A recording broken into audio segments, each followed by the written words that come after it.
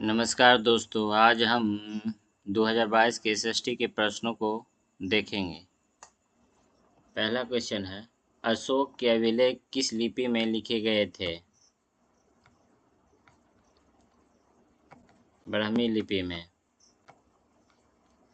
सम्राट अशोक के ज़्यादातर अभिलेख ब्राह्मी लिपि में लिखे गए थे। यद्यपि अशोक के दो अभिलेख जो शाहबाज गढ़ी एवं मानसेहरा से प्राप्त हुए हैं, खरोष्टी लिपि तथा तक्षशिला एवं लमगान अरामेइक लिपि तथा एक अन्य अभिलेख सर-ए-कुन्ना द्विभाषी अरामेइक ग्रीक लिपि में भी लिखे गए हैं। अगला क्वेश्चन है, 5वीं एवं 6वीं शताब्दी वर्तमान के तमिलनाडु में बड़े स्तर पर खेती करने के लिए आवश्यक था कि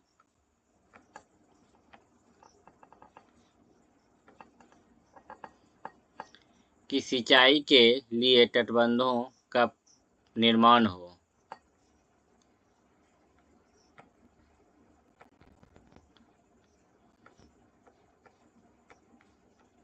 तमिलनाडु प्रायद्वीपीय भारत के अंतर्गत आता है, जहां पर पुरानी चट्टानी अवसंरचना होने के कारण प्राचीन समय से ही कृषि योग्य भूमि के लिए सिंचाई की आवश्यकता थी। 5वीं एवं 6ठी शताब्दी में यहाँ पर कृषि कार्यों हेतु सिंचाई के लिए तटबंधों की आवश्यकता थी।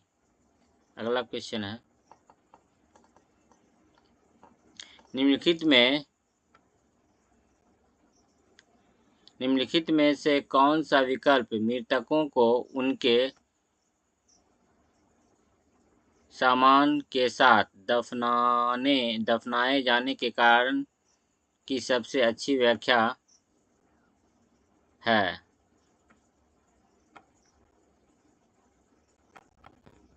ऑप्शन ए, मृत्यु के बाद जीवन में लोगों का विश्वास था।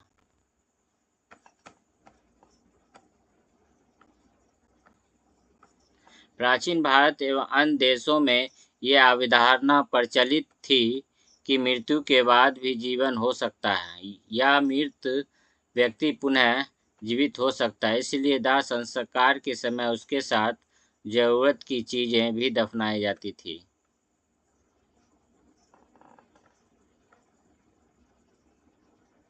अगला क्वेश्चन है, ए, बी और सी कथनों को देखें और सही उत्तर चुनें।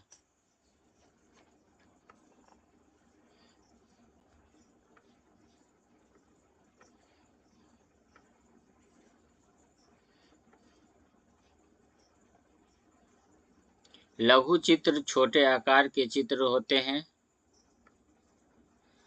लघु चित्र आमतौर पर वाटर कलर से कपड़े या कागज पर चिन्हित किए जाते हैं। प्राचीन लघु चित्र तार के पत्तों अथवा लकड़ी के चित्रित किए जाते थे।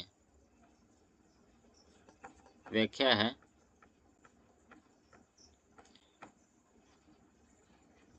चित्रकारी के संदर्भ में लघु चित्र छोटे आकार के चित्र होते थे जो आमतौर पर वाटर कलर से कपड़े या कागज पर बनाए जाते थे। प्राचीनतम लघु चित्र तार के पत्तों अथवा लकड़ी पर चित्रित किए जाते थे।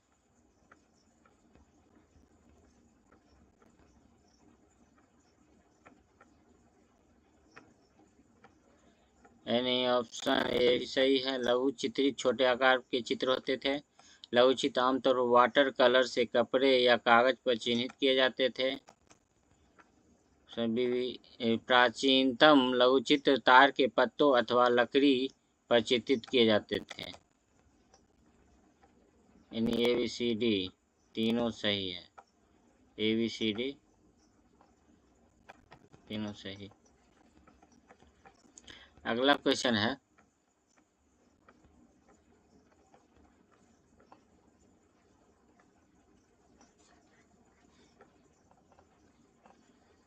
गुरु नानक द्वारा बनाए गए शुरुआती पवित्र स्थान को किस नाम से जाना जाता था? धर्मशाला। सिख धर्म के संस्थापक गुरु नानक द्वारा बनाए गए शुरुआती पवित्र स्थान को धर्मशाला के नाम से जाना जाता था।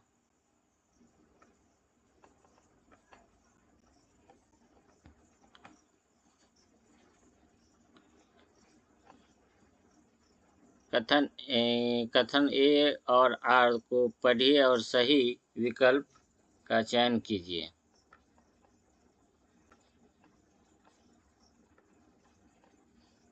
लगभग 2500 वर्ष पहले कुछ जनपद दूसरों की तुलना में अधिक महत्वपूर्ण हो गए थे और इन्हें महाजनपद कहा जाने लगा। सही तरीकों की किलेबंदी की गई, सेनाएं खड़ी की गई और सेनाओं के रखरखाव के लिए एक सही कर प्रणाली लागू की गई। प्राचीन भारत में जनपद धीरे-धीरे शक्तिशाली होकर महाजनपद का स्वरूप ग्रहण कर लिया। इन्होंने सही तरीके से किले, बड़ी और बड़ी सेनाओं का संगठन किया, आसपास के क्षेत्रों को विजित किया और सेनाओं के रखरखाव के लिए एक सही कर प्रणाली लागू की गई तथा नवीन प्रशासनिक व्यवस्था की स्थापना की गई।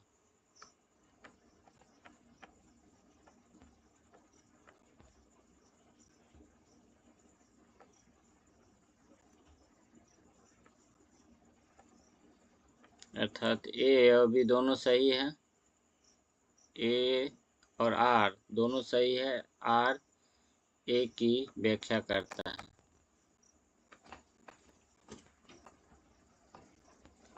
अगला क्वेश्चन है, निम्नलिखित में से कौन सी नई प्रणाली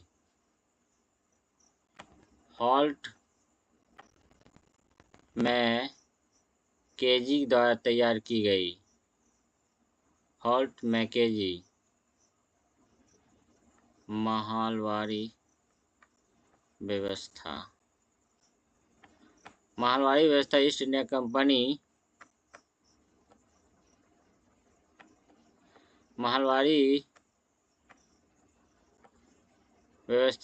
कंपनी द्वारा 1833 ईस्वी में उत्तर प्रदेश, पंजाब और मध्य प्रदेश में लागू की गई थी। इसके प्रतिपादन हॉल्ट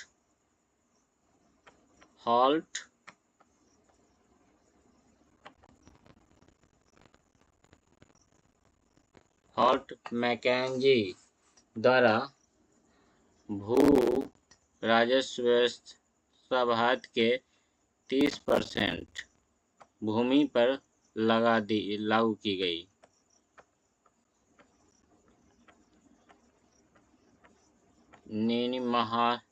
माहलवारी सेटलमेंट, माहलवारी बंदोबस्त। अगला क्वेश्चन है,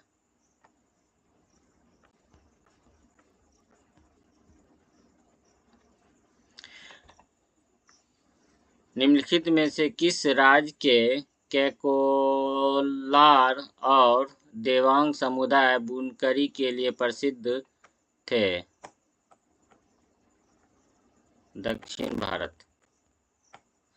दक्षिण भारत में बुनकरों समुदाय को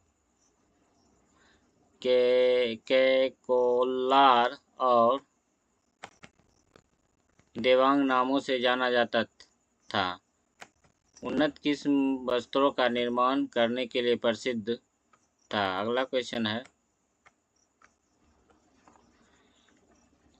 20वीं शताब्दी में महिलाओं की व्यवस्था और समानता के संदर्भ में कथन ए एवं आर को पढ़ें और सही उत्तर चुनें। जवाहरलाल नेहरू और सुभाष चंद्र बोस ने महिलाओं के लिए अधिक स्वतंत्रता और समानता की मांगों का समर्थन किया। आर है, राष्ट्रीय नेताओं ने आश्वासन दिया कि स्वतंत्रता मिलने पर सभी महिला और पुरुषों को वोट डालने का अधिकार दे दिया जाएगा। ऑप्शन कथन ए और कथन आर दोनों सही है, और ए आर दो सही है। आर ए की व्याख्या करता है।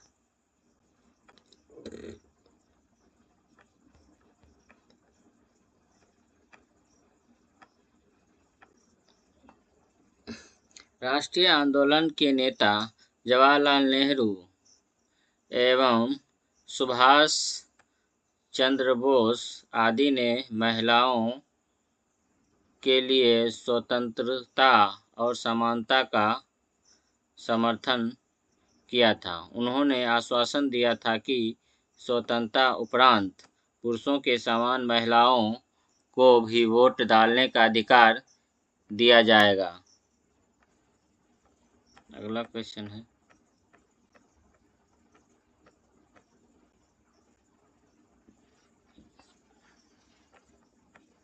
इनमें से कौन सा शब्द सूफीवाद से जुड़ा हुआ है? सही विकल्प चुनिए।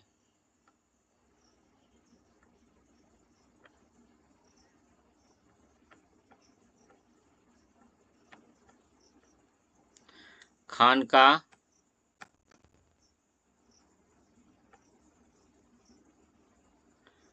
रक्स, और जिक्र। खानका निवास स्थान, रक्स जिक्र शब्द सूफीवाद से जुड़ी है। भारत में सूफीवाद के जनक शेख मुइनुद्दीन चिश्ती थे। शेख मुइनुद्दीन चिश्ती थे। अगला क्वेश्चन है, किसने काश्तकार की चाबुक नामक पुस्तक लिखी? ज्योतिराव फूले।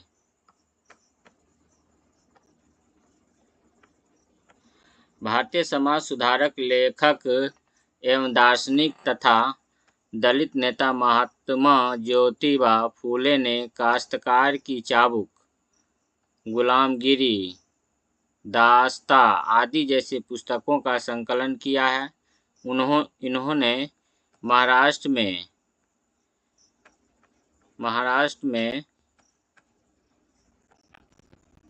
1877 में सत्यशोधक समाज की स्थापना की।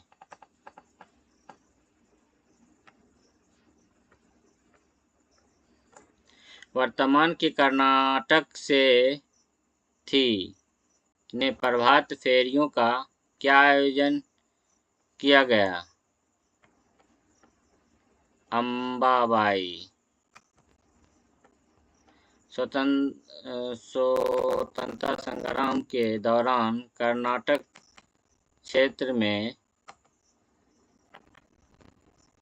अम्बाबाई ने प्रभात फेरी का आयोजन किया।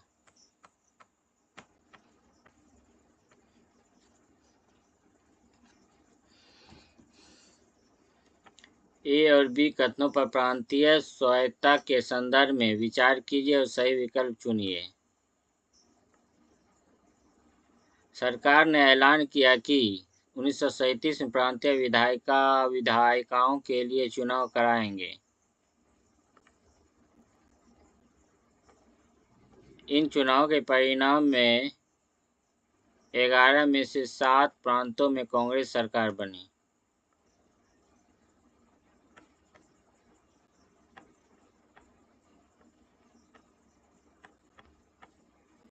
ए और बी दोनों सही है।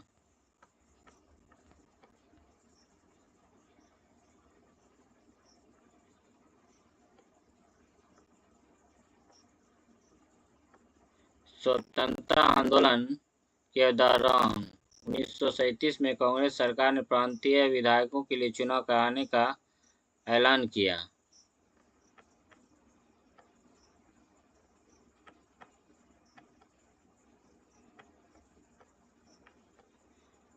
चुनाव में 11 में से 7 प्रांत कांग्रेस ने अपनी सरकार बनाने में सफल रही।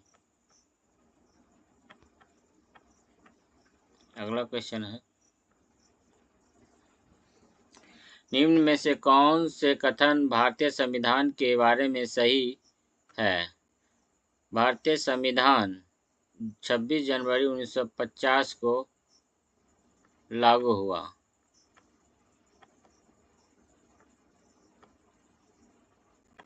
सही है। इसमें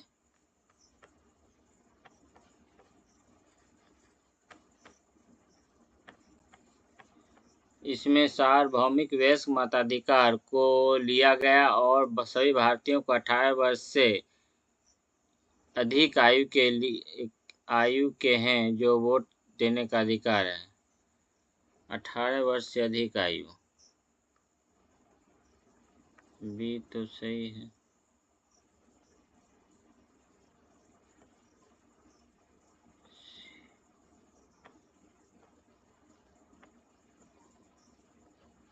सभी नागरिकों को कानून के समक्ष समानता का अधिकार, ए और सी सही है। समानता का अधिकार और 26 जनवरी 1950 को लागू हुआ। भारत में 18 वर्ष से अधिक आयु ने 18 वर्ष तक के आयु को वोट देने का अधिकार प्राप्त था।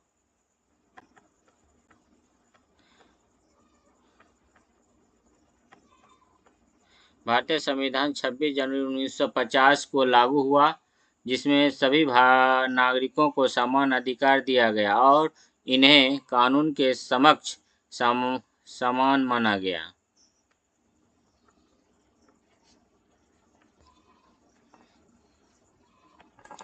निम्नलिखित में से कौन सा थीमेटिक मानचित्र का उदाहरण है?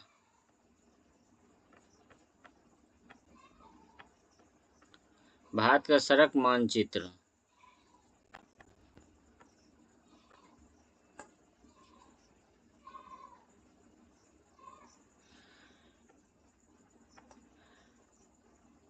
तीन प्रकार के मानचित्र, एक जो थीमेटिक मानचित्र, एक पॉलिटिकल मानचित्र, एक ज्योग्राफिकल मानचित्र। भारत और पर्वत ये हो गया ज्योग्राफिकल मानचित्र, गांव की खेती सब ज्योग्राफिकल मानचित्र हो गया। अगला क्वेश्चन है,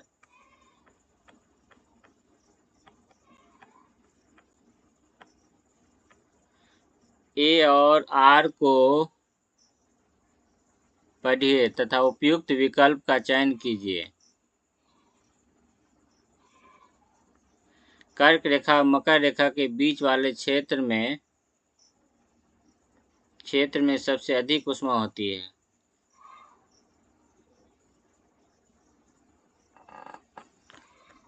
ऑप्शन ए सही है।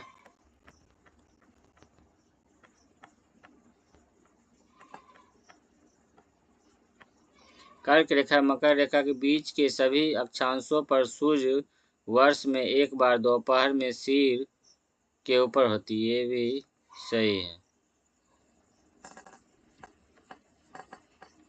यानी आर भी सही है और व्याख्या भी कर रहा है। ए और आर दोनों सही है। ए आर ए की व्याख्या करता है।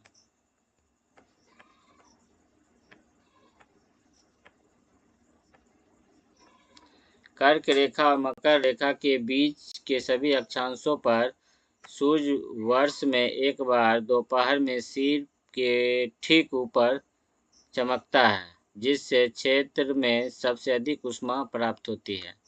अगला क्वेश्चन, जब ग्रीनविच पर 11 पूर्वाह्न बजे होंगे तो 9 पूर्वाह्न किस देशांतर पर बजे होंगे?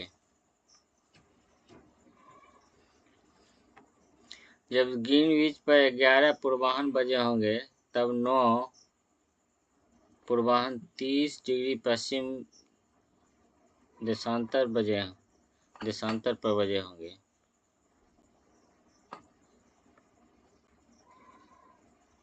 क्योंकि 11 पूर्वाह्न बजे होंगे तब 9 पूर्वाह्न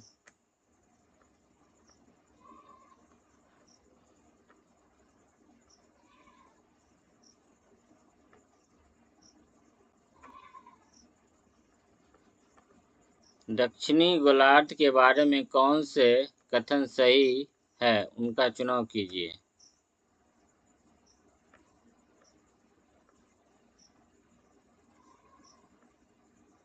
दक्षिणी गोलार्ध के बारे में कौन सा कथन सही है? दक्षिणी गोलार्ध में सबसे लंबा दिन 21 जून को होता है। दक्षिणी गोलार्ध में सबसे लंबा दिन 21 जून को होता है, सही है। दक्षिणी गोलार्ध में सबसे छोटा दिन 21 जून को होता है।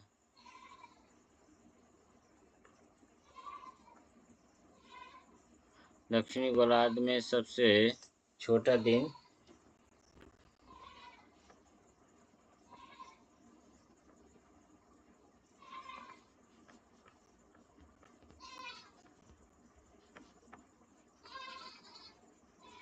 दक्षिणी गोलार्ध में सबसे छोटा दिन 21 जून को होता है तथा 21 मार्च एवं 23 सितंबर को दक्षिणी गोलार्ध में दिन तथा रात की अवधि समान होती है। बी और सी सही है। बी और सी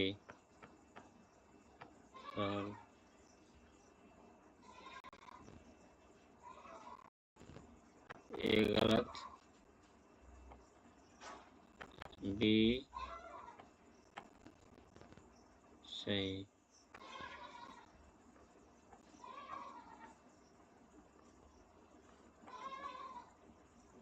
शैल के एक प्रकार से दूसरी प्रकार में परिवर्तित होने की प्रक्रिया को कहते हैं रॉक साइकिल, शैल चक्र।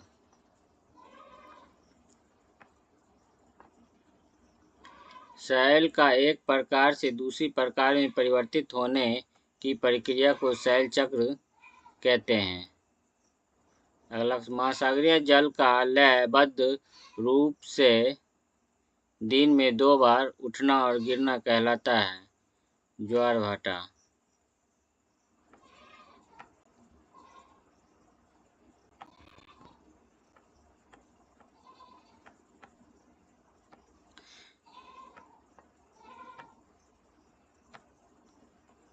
दिन में 2 बार लयबद्ध रूप से महासागरीय जल का उठना और गिरना ज्वार भाटा कहलाता है। उत्तरी अमेरिका पेयरी और दक्षिणी अफ्रीका डाउन। उत्तरी पेयरी और दक्षिणी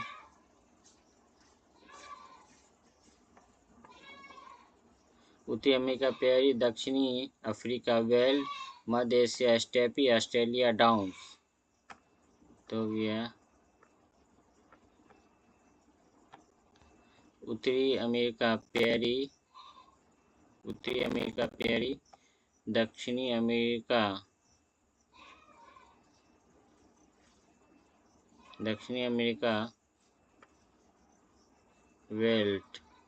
दक्षिणी अमेरिका वेल्ट, मध्य एशिया स्टेपी, स्टेपी और ऑस्ट्रेलिया डाउन।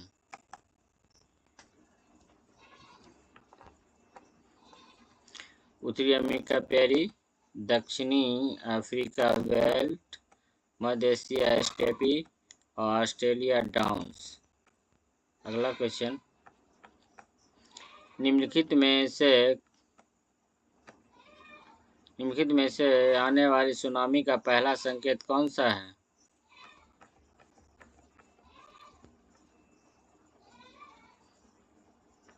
सुनामी शब्द जापानी शब्द भाषा का शब्द है जो दो शब्द सु अर्थात बंदरगाह और नामी अर्थात विनाशकारी लहरें से मिलकर बना है। सुनामी आने का पहला संकेत तटीय क्षेत्र से जल में कमी आना होता है। तटीय क्षेत्र में आता हुआ जल, तटीय क्षेत्र में जल की कमी,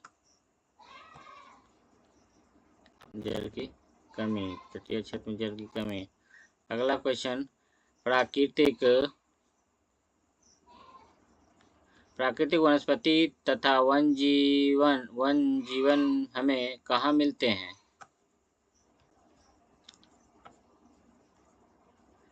जैव मंडल में।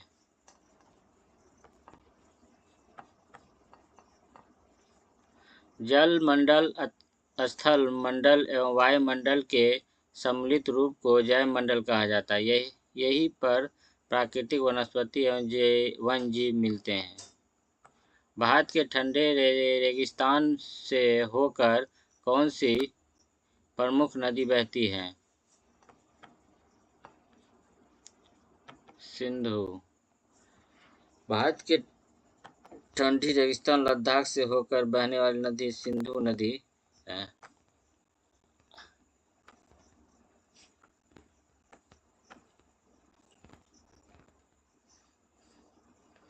तमिलनाडु, महाराष्ट्र, उत्तर प्रदेश।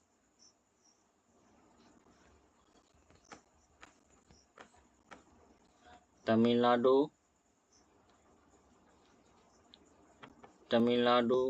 कलपक्कम, महाराष्ट्र तारापुर, उत्तर प्रदेश नरोड़ा, कर्नाटक कैगा। तमिलनाडु कलपक्कम, महाराष्ट्र तारापुर, उत्तर प्रदेश नरोड़ा और कर्नाटक कैगरा।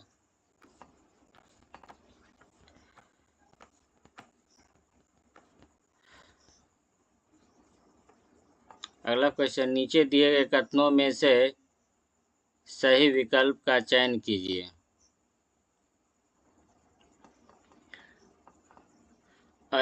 वन जल का केवल 1% उपलब्ध होता है। ऑप्शन, पृथ्वी पर पाए जाने वाले संपूर्ण जल का केवल 1% भाग पीने एवं मानवीय उपयोग हेतु उपयुक्त है, जो पृथ्वी पर सबसे मूल्यवान वस्तु है। लवणीय जल पीने योग्य नहीं होता है।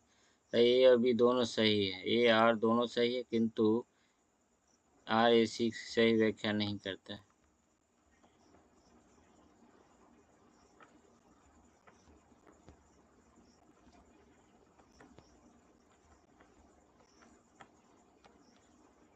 जल का केवल 1% उपलब्ध तथा मानवीय उपयोग हेतु होता है, ये भी सही। और जल और लवण जल पृथ्वी पर सबसे उपयोग पदार्थ है, ये सही।